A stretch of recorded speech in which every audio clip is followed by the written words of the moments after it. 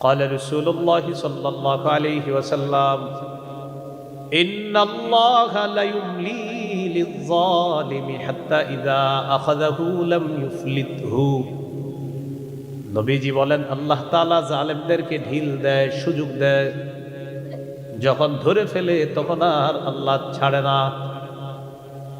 ثم قرأ وكذلك أخذ ربك إذا أخذ القرى وهي ظالمة।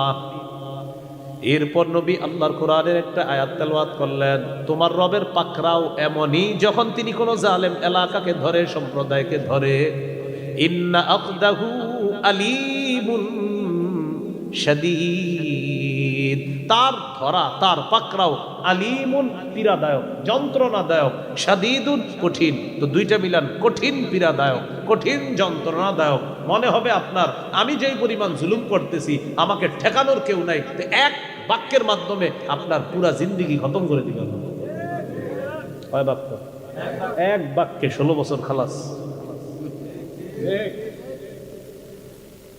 এই জন্য যে যত বড় জালেম হয় সে তত বড় মিথ্যাবাদী হয়, আর মনে করে আমি মিথ্যার এই রং দিয়ে আমি আমার এই জীবনটাকে এমন ভাবে সাজাবো যে আমাকে ধরার মতো কেউ থাকবে না। না, আল্লাহ রসুল বলেন আল্লাহ ঢিল দিচ্ছে, ঢিল দিচ্ছে, যখন ধরবে পীড়াদায়ক হবে, যন্ত্রণাদায়ক হবে, এমন যন্ত্রণাদায়ক না কাউকে বলতে পারবা না সইতে পারবা।